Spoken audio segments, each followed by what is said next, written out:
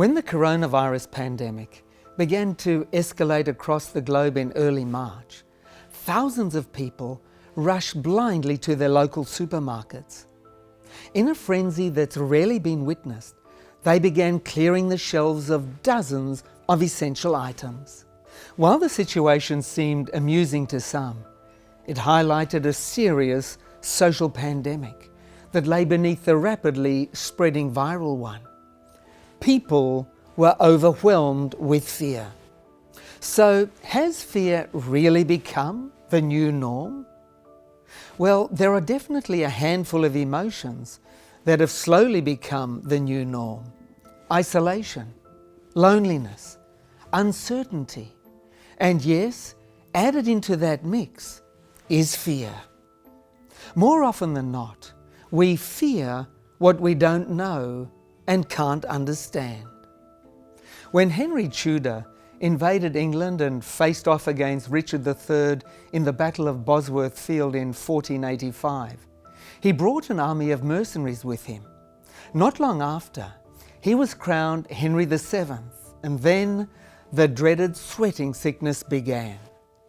It was such a deadly virus that the saying known throughout England was that a man could be merry at breakfast and dead by lunch. No one understood it, much less had a cure for it, and thousands of Englishmen died. But the fear it created was palpable. Anyone who so much as coughed, sneezed, or seemed to be sweating a little more than usual was immediately ostracized. A chambermaid working in the royal court could be immediately dismissed if she was even slightly ill. It was a terrifying time, much like the times we are living in are terrifying and fraught with so much insecurity. So, what is the answer? Should we give in to fear? Jump back in terror when someone coughs a meter from us? Well, there's a fine line between being sensible and being panic-stricken. During a time like this, it's essential that we are sensible and that we take the necessary precautions to mitigate the risk of infection for ourselves and our families. But sensibility does not need to be accompanied by a big slice of panic. The Bible tells us in Psalms chapter 91 and verses 1 and 2, "He who dwells in the secret place of the Most High shall abide under the shadow of the Almighty. I will say of the Lord, He is my refuge and my fortress, my God, in Him will I trust." God is a refuge and fortress to all those who put their trust in Him.